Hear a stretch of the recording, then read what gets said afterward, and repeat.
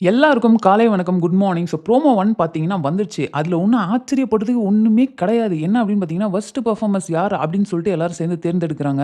இத தான் நம்ம நேத்து வீடியோலயே சொல்ட்டோமே, எல்லாரும் சேர்ந்து ஜாக்லின் அண்ட் சௌந்தர்யாவ தான் வொர்ஸ்ட் பெர்ஃபார்மர்ன்னு சொல்லப் போறாங்க.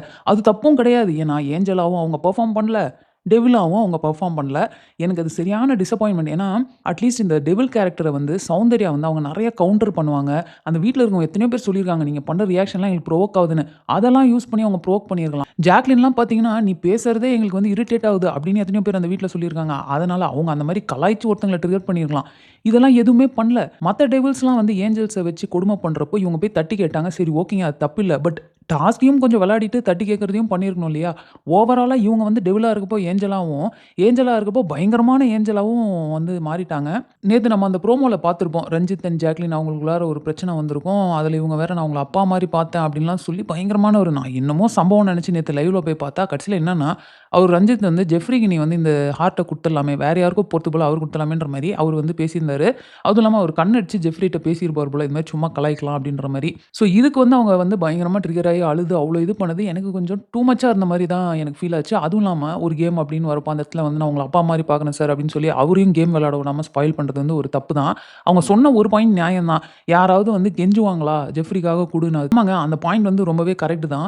பட் இருந்தாலும் அத வந்து அழுது அவ்ளோ பெரிய சீன் கிரியேட் பண்ணணும் அப்படின்றது அவசியம் கிடையாது அப்படின்னு தான் எனக்கு தோணுது. அண்ட் சௌந்தர்யா பார்த்தீங்கன்னா, ஜாக்லின யார் என்ன சொன்னாலும் ரொம்பவே ட்ரிகர் ஆயி தேவையில்லாத மாதிரியான வார்த்தைகளா இருக்கட்டும், இல்ல அவங்க செய்ற செயல்கள் எல்லாமே வந்து கொஞ்சம் லிமிட்ட தாண்டி போயிருது. அத வந்து சௌந்தர்யா பார்த்துக்கிட்டு தான் ஆகணும். கண்டிப்பா இந்த வீக்கெண்ட் அது ஒரு பெரிய பஞ்சாயத்து இருக்கு. எல்லோ கார்டே குடுத்தாலும் வந்து ஆச்சரியப்படுறதுக்கு ஒண்ணுமே கிடையாது அப்படின்னு தான் நான் சொல்லுவேன். ஸோ ஓகேங்க. இப்ப நம்ம வந்து ப்ரோமோ 1 ஒரு வாட்டி எக்ஸ்ப்ளைன் பண்ணிருவோம். என்னன்னா, வொர்ஸ்ட் பெர்ஃபார்மர்ஸ் யாரு அப்படின்னு சொல்லிட்டு கேட்குறாங்களா? அப்போ முத்து சரி, சாச்சனா எல்லாரும் சொல்றாங்க. 2 டாஸ்க்லயுமே வந்து அவங்க கேரக்டரா வந்து இல்லவே இல்ல. அவங்க ஒழுங்காவே பெர்ஃபார்ம் பண்ணல அப்படின்னு சொல்லிட்டு சௌந்தர்யா அண்ட் ஜாக்லின வந்து சொல்லிடுறாங்க.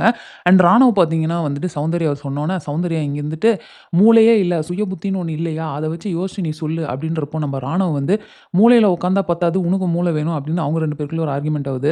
2 வாரத்துக்கு முன்னாடி அதாவது பாய்ஸ் வெர்சஸ் கேர்ள்ஸ்ன்னு இருந்தது தெரியுமா? அந்த டைம் சௌந்தர்யாக்காக ஒரு வீடியோ போட்டிருந்தோம். அப்பா செம மாஸ் காட்டியிருக்காங்க அப்படின்ட்டு. அந்த வீடியோலயே நான் சொல்லியிருப்பேன்.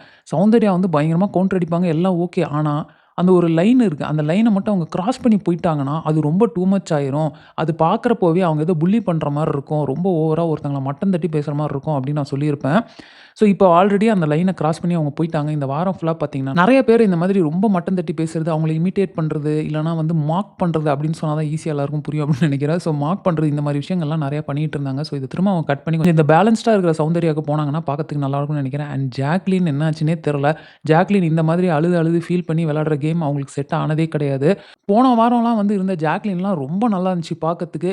ஸோ, அந்த ஜாக்லின் திரும்ப வந்தாங்கன்னா நல்லாருக்கும். ஓவரால் இந்த டாஸ்க்ல என்னோட ஃபேவரைட் அப்படின்னு பார்த்தீங்கன்னா, தீபக் வந்து ரொம்பவே வந்து இத நல்லா விளையாண்டாரு அப்படின்னு தான் நான் சொல்லணும். மத்தவங்க யாரும் நல்லா பண்ண மாரி இல்ல. இன்ஃபாக்ட் சாச்சனா பண்ண நெறைய விஷயங்கள் எல்லாமே வந்து பார்க்கறதுக்கே ரொம்ப கஷ்டமா இருந்தது. இந்த பேண்ட்ட கிழிக்கிறது, மிளகாய தடவுறது, கீழ இருக்கிறத எடுத்து பூசுறது. எதுக்கு இந்த மாரிலாம் ஃபர்ஸ்ட்டு தாட் அவங்களுக்கு வருது? இப்படி பண்றது எப்படி சரின்னு அவங்க நெனைக்கிறாங்க அப்படின்றதே எனக்கு ஆச்சரியமான ஒரு விஷயமா இருக்கு. இன்னொரு விஷயம் பார்த்தீங்கன்னு வச்சுக்கோங்களேன், விஷால் வந்து ரொம்ப நேரமா சௌந்தர்யாவ ட்ரிகர் பண்ணி ஒரு ஹார்ட்ட புடுங்கறதுக்காக ரொம்ப நேரமா எஃபோர்ட் போட்டுட்டு இருப்பாரு. ஸோ இந்த டைம் தான் அந்த side Jacqueline, Jeffrey and Ranjith அவங்களுக்குள்ள பிரச்சனையாகி, ஜெஃப்ரி வந்து ஜாக்லின்ட்ட இருந்து ஒரு ஹார்ட்ட வாங்கிட்டு போய் கேமரால காட்டுவாரு. ஸோ அதுக்கு வந்து பாட்டு போடுவாங்கங்க. அத உடனே நம்ம விஷாலு ஹார்ட்ட வாங்கறதுக்கு முன்னாடியே சௌந்தர்யா கிட்ட, "இந்த பாரு பாட்டு போட்டாங்க. அவ்வளோதான். அப்பன்னா நீ ட்ரிகர் ஆயிட்டன்னு அர்த்தம். குடு ஹார்ட்ட" அப்படின்னு வாங்கிட்டு போவாரு. இது அங்க இருக்கிறவங்க யாருமே ரியலைஸ் பண்ணவே இல்லையா? அப்படின்றது தான் எனக்கு ஆச்சரியமான விஷயம். அவங்களும் ஹார்ட்ட குடுத்துட்டு உட்கார்ந்திருப்பாங்க. நேத்து வீடியோல நான் ரொம்பவே பெருமையா பேசியிருப்பேன். என்னன்னா, இப்ப 2வதா டெவில்ஸ் ஆனவங்களுக்கு பயங்கரமான அட்வான்டேஜ் இருக்கு. அவங்க இன்ட்ரஸ்டிங்கா விளையாடலாம். அப்படி இப்படின்னு பேசினா கட்சியில அவங்கலாம் அப்படி விளையாடவே இல்ல.